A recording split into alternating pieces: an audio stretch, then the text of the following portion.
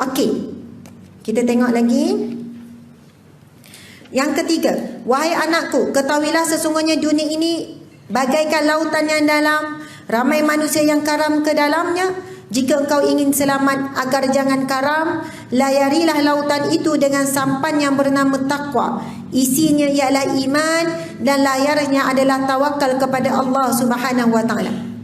Wahai anakku, kejap ya. Wahai anakku, orang yang sentiasa menyediakan dirinya untuk menerima nasihat, maka dirinya akan mendapat penjagaan daripada Allah Subhanahu wa taala. Nasihat orang yang insaf dan sedar setelah menerima nasihat orang lain, maka dia akan sentiasa menerima kemuliaan daripada Allah Subhanahu wa taala juga. Wahai anakku, sesiapa yang penyayang tentu akan disayangi. Sesiapa yang pendiam akan selamat daripada berkata yang mengandungi racun. Dan sesiapa yang tidak dapat menahan lidahnya daripada berkata kotor, tentu akan menyesal. Wahai anakku, bergaul rapatlah dengan orang yang alim lagi berilmu. Perhatikanlah kata nasihatnya, kerana sesungguhnya sejuklah hati ini dengan mendengarkan nasihatnya. Hiduplah hati ini dengan cahaya hikmah daripada mutiara kata-katanya, bagaikan tanah yang subur lalu disirami air hujan. Subhanallah. Bismillahirrahmanirrahim. Jelaskan tujuan hidup kita, iaitu diciptakan untuk menghambakan diri kepada pencipta. Allah berfirman di dalam Al-Quran, baca sama-sama semuanya. Bismillahirrahmanirrahim. Wa ma khalaqtul jinna wal insa illa liya'budun. Sadaqallahul azim. Dan ingatlah, aku tidak menciptakan jin dan manusia melainkan untuk mereka menyembah dan beribadat kepadaku. Wa ma khalaqtul jinna wal insa illa liya'budun. Tidak aku ciptakan jin dan manusia melainkan untuk beribadah kepadaku. Kalaulah selain daripada beribadah kepadaku, maka sia-sialah tujuan diciptakan manusia dan juga jin. Subhanallah. Kita tahu di kalangan jin juga ada jin yang soleh, ada jin yang beriman, ada jin yang bertakwa. Sama macam manusia. Ada yang musyrik, ada yang munafik manusia, ada yang fasik, ada yang mukmin, ada yang muslim, ada yang soleh dan sebagainya. Begitu juga kehidupan jin. Sebab itu Allah berfirman ni, tidak aku ciptakan jin dan manusia melainkan untuk beribadah kepadaku. Masya Allah. Jadi bila sebut bab ibadah, kita habiskan perkataan ni. Maha baik Allah, dia ingin memberikan penghargaan yang pahala atas setiap pekerjaan kita, dan sebesar-besar hadiahnya adalah syurga. Muslimat sekalian, apa pun yang kita buat untuk mencapai redha Allah, semua itu ibadah. Kalau kita lipat kain, jemur kain, siapa yang suka? Ya, suami pun suka, kita pun suka rumah bersih. Dan kebersihan itu sebahagian daripada iman. An-nazafatu minal iman. Kebersihan itu sebahagiannya daripada iman. Maka walaupun kita tak sebut pun, Ustazah, saya tak adalah sebut sahaja menyapu kerana Allah, sahaja aku basuh pinggang kerana Allah, sahaja aku lipat kain kerana Allah. Ustazah, kalau saya tak sebut, saya tak cakap macam tu, kira ibadah tak? Apa-apa perbuatan. Okey, definisi zikrullah, ingat Allah. Ini satu definisi oleh seorang ulama. Saya tak ingatlah ulama ni nama siapa. Memang ingatan saya lemah ya, minta maaf. Dia sebut, apakah pengertian zikrullah? Zikrullah adalah apa-apa perbuatan manusia dalam rangka mentaati Allah dan meninggalkan larangan Allah. Apa-apa perbuatan manusia secara khusus ataupun secara umum dalam rangka mentaati apa yang Allah perintah, apa yang Allah suka, dan meninggalkan larangan Allah, semua itu zikrullah. Bukan sekadar subhanallah, alhamdulillah, Allahu akbar, la ilaha illallah, salat, selawat. Bukan itu semata-mata maksud zikrullah. Jadi ketika kita mengemas rumah, kita masak, semua itu zikrullah. Sebab kita tahu perbuatan kita buat itu Allah suka. Allah suka kita menunaikan tanggungjawab kita sebagai isteri, sebagai ibu. Allah suka bila kita lakukan sesuatu apa yang suami kita suka. Apa yang bila kita buat sesuatu, masak kuih bagi kat jiran, Allah suka. Apa-apa perbuatan baik yang Allah suka, semua itu dalam rangka zikrullah. Tandanya kita ingat Allah, walaupun tak lafaz secara zahir. Subhanallah, Masya Allah. Jadi tinggal lagi untuk mengikatkan perbuatan kita itu merupakan zikrullah. Apa dia? Ikhlas. Ikhlas kerana Allah. Ikhlas. Bila buat kata ikhlas, ustazah macam mana nak ikhlas jemur kain? Subhanallah, kadang masa jemur kain tu kan, mulut tu rungut.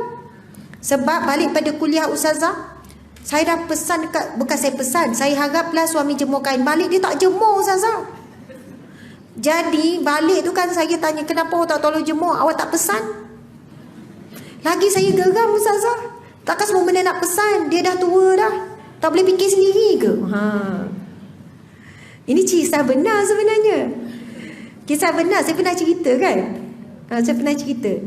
Tapi kisah benar ni mungkin berlaku dalam kehidupan kita juga kan.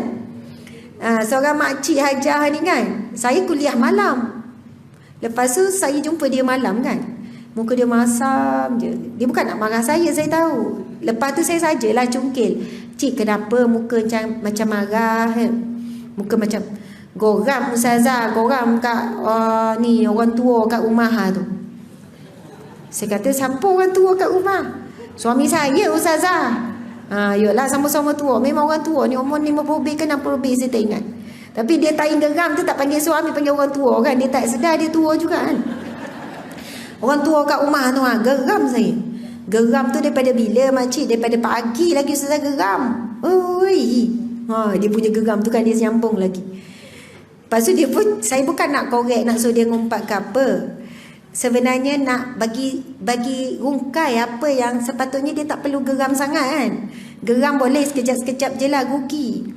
Lepas tu dia kata, pagi tadi pergi ngaji ustazah. Tengah ngaji tu kan, sebelum pergi ngaji saya jemur kain. Tengah ngaji tu hujan turun. Saya dalam hati ni, suami tolong angkatlah kat rumah tu kan. Bila balik rumah dia tak angkat ustazah kain tu, dia tak angkat. Angkat tu angkat kain. Kan hujan turun. Lepas tu saya tanya dia, kenapa tak angkat? Awak tak bosan? Kan geram. Ustazah takkan dah tu pun saya nak bosan, dah tahu hujan turun, gila angkat kain tu. Tu yang saya geram tu ustazah. Saya diam lepas pada tu. Saya masak, saya diam, tapi saya diam. Saya geram dengan jawapan dia tu. Saya rasa macam, tak boleh lah ustazah. Sampai sekarang dia geram. Yo ustazah, nak tengok muka dia geram. Takkanlah tua-tua bangkok nak kena cakap lagi. Macam tu lah kan. Lepas tu kan saya kata, saya tanya Hajah, selain daripada peristiwa tu ada lagi tak yang suami Hajah buat geram? Tak ada lah, tu lah satu buat saya geram, yang lain tak ada. Dia okey ustazah. Dia bukannya, dia okey, semayang elok semua Tapi yang tu lah yang geram tu. Lepas tu kan saya kata, Hajah, Allah sayang Hajah. Allah takkan biar berlalu satu hari tanpa Hajah dapat pahala sabar. Kalau suami tak buat perangai yang tu satu tu hari ni, Hajah nak dapat pahala sabar daripada mana? Dia pun diam. Yolah kan ustazah, saya duduk berdua. Kalau tak dari dia, dari siapa lagi? Anak-anak jauh, cucu pun tak ada. Kalau bukan dia buat perangai, saya nak sabar dengan siapa? Saya kata, itulah sabar ni bukan percuma. Bukan duduk saja-saja. Hajah, buat apa? Tengah sabar. Sabar kenapa? Tak ada apa-apa, saja-saja sabar. Kata sabar tak datang bergolek. Tak ada saja-saja. Sabar mesti datang daripada keliling. Sama ada daripada mungkin binatang, mungkin daripada manusia. Dan biasanya manusia terdekatlah yang banyak menguji kita. Jadi Hajah, bila suami buat perangai yang comel macam tu, Hajah cepat-cepat zikir, innalillahi wa inna ilaihi raji'un. Dia kata, nanti suami saya cakap, kenapa doa saya mati kau? Macam tu kan. Yelah, kot balik suami tak basuh pinggan, innalillahi wa inna ilaihi raji'un. Itu salah faham masyarakat kita. Ucap innalillah tu bila dengar kematian. Kalau kita cakap, mak saya sakit tenat, innalillah, belum mati baru sakit. Sebenarnya Allah berfirman di dalam Al-Quran, allazina iza asabatum musibatun qalu innalillahi wa inna ilaihi raji'un ulaika alaihim salawatu min rabbihim. Allah berfirman, barang siapa yang ditimpa ujian, musibah kecil ataupun besar, ucaplah kalimah istirja ni, Inna lillah, ini sesungguhnya datang daripada Allah, sesungguhnya aku pun datang daripada Allah. Wa inna ilahi raji'un, dan semuanya dikembalikan kepada Allah Subhanahu wa taala. Ulaika alaihim salawatu min rabbihim, mereka itulah yang mendapat pertolongan daripada Tuhannya. Masya Allah, Allahu Akbar. Percayalah,